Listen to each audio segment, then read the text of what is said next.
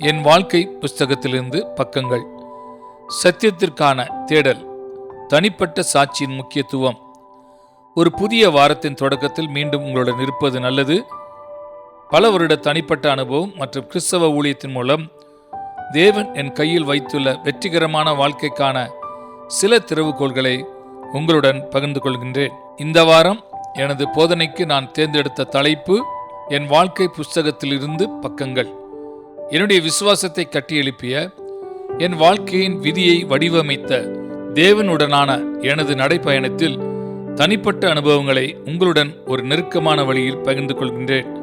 இந்த வாரம் உங்களுடன் பகிர்ந்து கொள்ள விரும்பும் எனது வாழ்க்கையின் முக்கிய அம்சம், ஒரு இளைஞனாக எனது தனிப்பட்ட சத்தியத்தின் உண்மையின் தேடலாகும். இருப்பினும் இன்று எனது பேச்சு அறிமுகமாக இருக்கும். என்னுடைய சொந்த அனுபவங்களை சொல்வதற்கு முன் வேதத்தின் அடிப்படை கொள்கை ஒன்றை நிறுவ விரும்புகிறேன். கிறிஸ்தவர்களாகிய நாம் நம்முடைய தனிப்பட்ட சாட்சியை நம்மை சுற்றியுள்ளவர்களுடன் பகிர்ந்து கொள்ள வேண்டும் என்று தேவன் எதிர்பார்க்கிறார். இன்று நாம் இணைந்து பார்க்கும் முதல் வேத பகுதி அப்போஸ்தலர் 1ஆம் அதிகாரம் 8ஆம் வசனமாகும். இயேசு கிறிஸ்து மீண்டும் பரலோகத்துக்கு எடுத்துக்கொள்ளப்படுவதற்கு முன்பு தம் சீஷரிடம் பேசிய கடைசி வார்த்தைகள் இவைகள்தான். இயேசு கிறிஸ்து அவர்களோடு ஒலிவ மலையில் நின்று கொண்டிருந்த போது அவர்களோடு பேசினார். ஒரு மனிதன் தன்னுடன் மிகவும் நெருக்கமாக பழகியவர்களிடத்தில் பேசும் கடைசி வார்த்தைகளில் ஒரு சிறப்பு முக்கியத்துவம் இருப்பதாக நான் எப்போதும் உணர்கின்றேன். அவர் அவர்களை மீண்டும் அதே வகையில் சந்திக்கப் போவதில்லை என்பதை அறிந்து அவர் பேசிய இறுதி வார்த்தைகள் இவைகள்தான். எனவே அப்போஸ்தலர் 1ஆம் அதிகாரம் 8ஆம் வசனத்தில் உள்ள இயேசு கிறிஸ்துவின் இந்த இறுதி வார்த்தைகளுக்கு நான் எப்போதும் அதிக முக்கியத்துவம் கொடுத்துள்ளேன். அவர் இவ்வாறாக கூறுகிறார்: பரிசுத்த ஆவி உங்களிடத்தில் வரும்போது நீங்கள் பலன் அடைந்து எருசலேமிலும் யூதேயாவிலும் சமாரியாவிலும் பூமியின் கடைசி பரிந்தமும் எனக்கு சாட்சிகளாய் இருப்பீர்கள் என்றார். பூமியில் இயேசு கிறிஸ்துவின் உதடுகளிலிருந்து கடைசியாக விழுந்த வார்த்தைகள் இந்த வார்த்தைகள். பூமியின் கடைசி பரிந்தமும் என்பது குறிப்பிடத்தக்கதாக நான் நம்புகிறேன். இயேசு கிறிஸ்து இந்த அவரது சாட்சிகளையும் அவரது சுவிசேஷத்தையும் பூமியில் வாழும் எல்லா நாடுகளுக்கும், ஒவ்வொரு மக்களுக்கும், ஒவ்வொரு ஜாதிக்கும், ஒவ்வொரு பாஷை பேசுபவர்களுக்கும், எல்லா இனங்களுக்கும் எடுத்து செல்ல வேண்டும் என்று மனதில் வைத்திருந்தார் என நான் நம்புகிறேன். அவர் தனது சீஷர்களை விட்டு செல்லும் பொழுது அவர் மனம் அங்கேதான் இருந்தது. மேலும் இந்த பணியை நிறைவேற்றக்கூடிய மிக எளிய செயல்முறையை அவர் கொடுத்துள்ளார். அதில் 2 நிலைகள் மட்டுமே உள்ளது. முதலில் ஒவ்வொரு விசுவாசியும் பரிசுத்த ஆவியானவரால் தனிப்பட்ட முறையில் பலப்படுத்தப்பட வேண்டும். இது மிகவும் நடைமுறையானது. கிறிஸ்தவர்களாகிய நாம் எடுத்து செல்ல வேண்டிய செய்தி ஒரு இயற்கைக்கு அப்பாற்பட்ட செய்தியாகும். இது இயற்கைக்கு அப்பாற்பட்ட நிகழ்வுகளை மையமாக கொண்டுள்ளது. இயேசு கிறிஸ்துவின் மரணம் மற்றும் உயிர்த்தெழுதல். நாம் யாரிடம் பேசுகிறோமோ அவர்களுக்கு அதை உண்மையாகவும் தெளிவாகவும் பேசுவதற்கு ஒரு இயற்கைக்கு அப்பாற்பட்ட வல்லமை தேவைப்படுகிறது.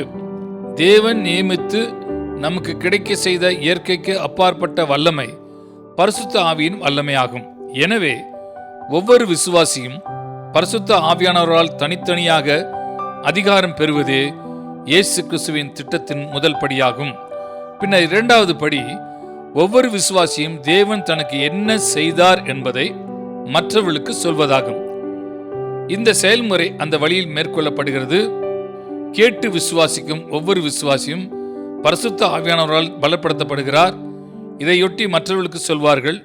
மேலும் அந்த மற்றவர்கள் அவர்கள் நம்புவது போல் பரிசுத்த ஆவியானவரால் பலப்படுத்தப்படுகிறார்கள்.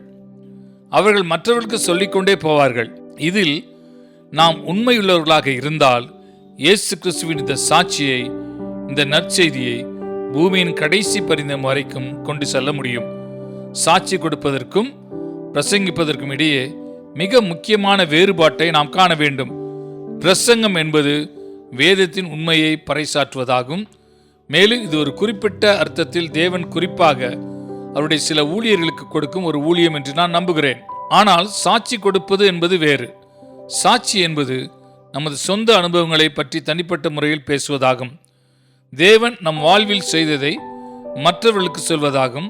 எல்லா கிறிஸ்தவர்களும் பிரசங்கிக்க அழைக்கப்படவில்லை என்றாலும் எல்லா உண்மையான கிறிஸ்தவர்களும் சாட்சிகளாக இருக்க வேண்டும் என்று நான் நம்புகிறேன். பின்னர் நீங்கள் சாட்சி கொடுப்பீர்கள் என்று இயேசு கிறிஸ்து சொல்லவில்லை என்பதை கவனியுங்கள். நீங்கள் சாட்சிகளாய் இருப்பீர்கள் என்று அவர் கூறுகிறார். வேறு வார்த்தைகளில் கூறுவதானால், நாம் பேசும் வார்த்தைகளால் மட்டுமல்ல, ஆனால் நாம் வாழும் வாழ்க்கையே இயேசு கிறிஸ்துவுக்கு சாட்சியாகவும் அவர் நம் வாழ்வில் என்ன செய்திருக்கிறார் என்பதற்கு சாட்சியாகவும் இருக்க வேண்டும். உண்மையில் சில நேரங்களில் மக்கள் அப்படிப்பட்ட வாழ்க்கையை வாழவில்லை என்றால் அதை பற்றி அதிகம் பேசாமல் இருப்பது நல்லது. வீட்டில், பணியிடத்தில், பள்ளியில் அல்லது பல்கலைக்கழகத்தில் நாம் ஒவ்வொருவரும் எங்கிருந்தாலும் சாட்சியாக இருக்க வேண்டும் என்பதே இயேசு கிறிஸ்துவின் திட்டமாகும். நாம் எங்கிருந்தாலும் நம்முடைய வாழ்க்கையில் இயேசு கிறிஸ்து செய்ததை பிரதிபலிக்கும் விதத்தில் பேசவும் வாழவும் நாம் அவருடைய சாட்சிகளாய் இருக்க வேண்டும் என்று அவர் விரும்புகிறார். 3 நூற்றாண்டுகளுக்குள் கிறிஸ்தவ நம்பிக்கை ரோமானிய பேரரசை கைப்பற்றியது என்பது குறிப்பிடத்தக்க உண்மையாகும். ரோமானிய பேரரசு சந்தேகத்திற்கு இடமின்றி மனித வரலாற்றில் மிகவும் சக்தி வாய்ந்த, பெருமை மிக்க, நீண்ட காலம் வாழ்ந்த பேரரசுகளில் ஒன்றாகும். அது அதன் நாட்களில் அதிகாரம் மற்றும் வல்லமையின் உருவமாக கருதப்பட்டது. இருப்பினும் இயேசு கிறிஸ்து ஒலிவமலையில் அந்த சிறிய மனிதர்களிடம் அந்த வார்த்தைகளை சொன்ன காலத்திலிருந்து 3 நூற்றாண்டுகளுக்கும் குறைவான காலத்திற்குள் ரோமானிய பேரரசே ரோமானிய ஆளுநரால் ரோமானிய சிலுவையில் அறையப்பட்ட ஒரு யூத தச்சரின் மகனின் பெயரான இயேசு கிறிஸ்துவின் நாமத்தை வணங்கினார். இது போன்ற ஒரு விஷயம் நடக்கலாம் என்று கிட்டத்தட்ட நினைத்து பார்க்க முடியாததாக இருந்தது. இன்னும் கிறிஸ்தவம் ரோமானிய பேரரசை கைப்பற்றியது எப்படி?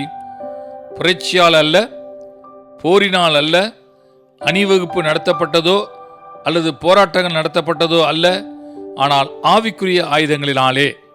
மேலும் அந்த ஆவிக்குரிய ஆயுதங்கள் அனைத்திலும் மிகவும் உலகளாவிய மற்றும் மிகவும் பயனுள்ளது என்னவென்றால், ஆரம்பகால கிறிஸ்தவர்களின் சாட்சியாக இருக்கலாம் என்று நான் நினைக்கிறேன்.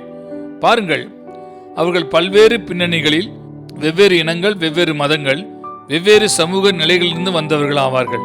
ஆனால் அவர்களுக்கு ஒரே ஒரு பொதுவான விஷயம் இருந்தது. அவர்கள் இயேசு கிறிஸ்துவை சந்தித்தார்கள். அவர் அவர்களின் வாழ்க்கையை மாற்றிவிட்டார். மேலும் முழு பண்டைய உலகமும் இந்த சாட்சியின் தாக்கத்திற்கு எதிராக நிற்க முடியவில்லை. இதை எபேசியர் 3ஆம் அதிகாரம் 10ஆம் வசனத்திலே தேவாலயத்திற்கான தேவனுடைய நோக்கத்தை பற்றிய காரியத்தில் வாசிக்கின்றோம். உன்னதங்களில் உள்ள துரைத்தனங்களுக்கும் அதிகாரங்களுக்கும் அவருடைய அனந்த ஞானமானது சபையின் மூலமாய் இப்பொழுது தெரிய வரும் பொருட்டாக. தேவாலயத்தின் மூலம் தேவன் தனது ஞானத்தை பிரபஞ்சத்திற்கு நிரூபிக்கப் போகிறார். அது ஒரு பன்முக ஞானமாகும், பல பக்கங்களை கொண்ட ஞானமாகும். தேவனுடைய ஞானம் ஒரு வைரத்தை போன்றது, பல முகப்புகளுடன் வெட்டப்பட்டது.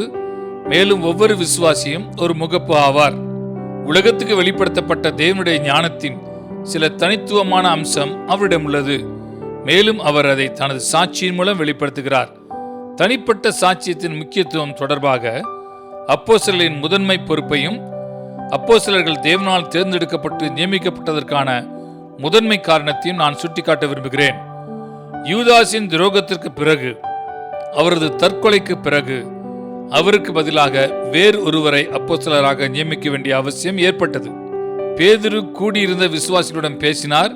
அது ஏன் அவசியம் என்றும், யூதாசின் இடத்தை எடுக்க எத்தகைய மனிதரை அப்போஸ்தலராக தேர்ந்தெடுக்க வேண்டும் என்றும் கூறினார். அப்போஸ்தலர் 1ஆம் அதிகாரம் 21ஆம் 22ஆம் வசனத்திலே பேதுரு கூறியது இதுதான்: ஆதலால் யோவான் ஞானஸ்நானம் கொடுத்த நாள் முதற்கொண்டு கர்த்தராகிய இயேசு கிறிஸ்துவானவர் நம்மிடத்திலிருந்து உயர எடுத்துக்கொள்ளப்பட்ட நாள் வரைக்கும் அவர் நம்மிடத்தில் சஞ்சரித்திருந்த காலங்களிலெல்லாம் எங்களுடனே கூட இருந்த மனுஷர்களில் ஒருவன் அவர் உயிரோடு எழுந்ததை குறித்து எங்களுடனே கூட சாட்சியாக ஏற்படுத்த வேண்டும் என்றான். 2 முக்கிய வார்த்தைகள் சாட்சி மற்றும் உயிர்த்தெழுதலாகும். ஒரு அப்போஸ்தலரின் முதன்மை செயல்பாடு ஒரு பிரசங்கியாராகவோ அல்லது போதகராகவோ இருக்கக்கூடாது. அது 2ஆம் நிலையாகும். ஒரு அப்போஸ்தலரின் முதன்மை செயல்பாடு தான் இயேசு கிறிஸ்துவை பற்றி கேட்டதற்கும் பார்த்ததற்கும் சாட்சியாக இருக்க வேண்டும். அந்த ஆதி அப்போஸ்தலர் அவர்கள் யோவானின் ஞானஸ்நானம் முதல் இயேசு கிறிஸ்துவின் மரணம் மற்றும் உயிர்த்தெழுதல் காலம் வரை இயேசு கிறிஸ்துவின் வாழ்க்கை மற்றும் ஊழியத்தின் சாட்சிகளாக இருக்க வேண்டும். ஆனால் அவர்கள் சாட்சி கொடுக்க வேண்டிய ஒரு குறிப்பிட்ட விஷயம் இருந்தது. எல்லாவற்றிலும் மிக முக்கியமான விஷயம் அவர்களுடைய உயிர்த்தெழுதலாகும். எனவே அவர்கள் இயேசு கிறிஸ்துவின் உயிர்த்தெழுதலில் மற்ற எல்லா அப்போஸ்தலருடன் சாட்சிகளாக இருக்க வேண்டியிருந்தது. நீங்கள் பார்க்கலாம், உயிர்த்தெழுதல் என்பது கிறிஸ்தவ நம்பிக்கையின் மைய உண்மையாகும். உலகம் முழுவதும் கேள்விப்பட வேண்டிய நற்செய்தியாகும். நான் குறிப்பாக விரும்பும் ஒரு பாடலின் வார்த்தைகள் எனக்கு நினைவுக்கு வருகின்றன. அது இந்த வார்த்தைகளுடன் முடியும். அவர் எழுந்தார், அவர் எழுந்தார், அவர் எழுந்தார் என்று முழு உலகமும் அறியும் வரை வாழ்க்கை புத்தகம் மூடப்படாமல் இருக்கட்டும். அதுதான் என்னுடைய ஜெபமாகும். மனித வரலாற்றின் இந்த ஒரு முக்கியமான உண்மையை பூமியில் உள்ள ஒவ்வொரு மனிதனும் கேட்கும் வரை வாழ்க்கை புஸ்தகம் மூடப்படாது. விரக்தியும் தனிமையும் முழு நம்பிக்கையின்மையும் இருக்கும் இந்த வாழ்க்கையை மாற்றும் உண்மை, நம்பிக்கையும் அமைதியும் தரக்கூடிய இந்த உண்மை, மரணம் வெல்லப்பட்டது, இயேசு கிறிஸ்து உயிரோடு எழுந்தார் என்பதுதான் அந்த உண்மை. அப்போஸ்தலனாகிய பவுல் தமஸ்கு நகரத்தில் தர்சு பட்டணத்து சவுலாக இருந்தபோது அப்போஸ்தலன் பவுலிடம் அனனியா பேசிய விதத்தை பார்ப்போம். தர்சு பட்டணத்துக்கு சவுலுக்கு பார்வை கிடைக்குமாறு வேண்டிக் கொள்ள தேவன் அவரை அனுப்பினார். இது பவுலின் சொந்த சாட்சியாகும். அப்போஸ்தலர் 22ஆம் அதிகாரம் 14-15 வசனத்திலே அனனியா சொன்னது, அப்பொழுது அவன், நம்முடைய முன்னோர்களின் தேவனுடைய திருவுளத்தை நீ அறியவும், நீதிபரரை தரிசிக்கவும், அவருடைய திருவாய்மொழியை கேட்கவும் அவர் உன்னை முன்னமே தெரிந்து கொண்டார்.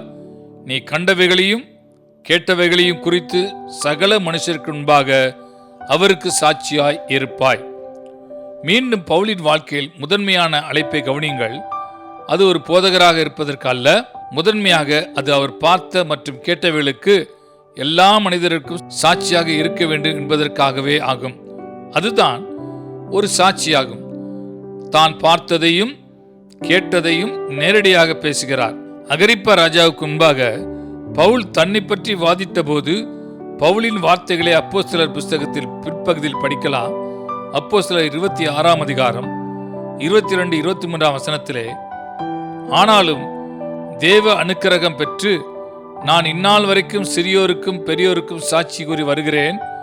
தீர்க்கதரிசிகளும் மோசேயும் முன்னமே சொல்லியிருந்தபடியே கிறிஸ்து பாடுபட வேண்டியதாயிற்று என்றும், மரித்தோர் உயிர்த்தெழுதலில் அவர் முதல்வராகி சுய ஜனங்களுக்கும் அந்நிய ஜனங்களுக்கும் ஒளியை வெளிப்படுத்துகிறவர் என்றும் சொல்லுகிறேன் அன்றி வேறென்றையும் நான் சொல்லுகிறதில்லை என்றார். பாருங்கள், பவுல் சிறியோர் மற்றும் பெரியோர், மிக உயர்ந்தவர் அல்லது தாழ்ந்தவர் என்று அனைவருக்கும் சாட்சி அளித்தார். அவரது சாட்சி 2 ஆதாரங்களை நோக்கி செலுத்தப்பட்டது. முதலில் மோசே மற்றும் தீர்க்கதரிசிகள், அதுதான் வேதவசனம். இரண்டாவதாக இயேசு கிறிஸ்துவின் மரணம் மற்றும் உயிர்த்தெழுதல். நமது சாட்சியும் அப்படியே இருக்க வேண்டும். இன்று நான் இந்த செய்தியை முடிக்கும் முன் மனித வரலாற்று மற்றும் தனிப்பட்ட அனுபவத்தின் மிக முக்கியமான உண்மையை உங்களுக்கு நினைவூட்டுகிறேன். இயேசு கிறிஸ்து உயிரோடு கூட இருக்கிறார். இன்றைக்கு நமது நேரம் முடிந்து விட்டது. ஆனால் நாளை இந்த நேரத்தில் மீண்டும் உங்களுடன் வருவேன். நாளை எனது சத்தியத்திற்கான தேடல் என்பதில் எனது தனிப்பட்ட அனுபவங்களின் சிலவற்றை உங்களுடன் பகிர்ந்து கொள்ள தொடங்குகின்றேன். ஆமேன்.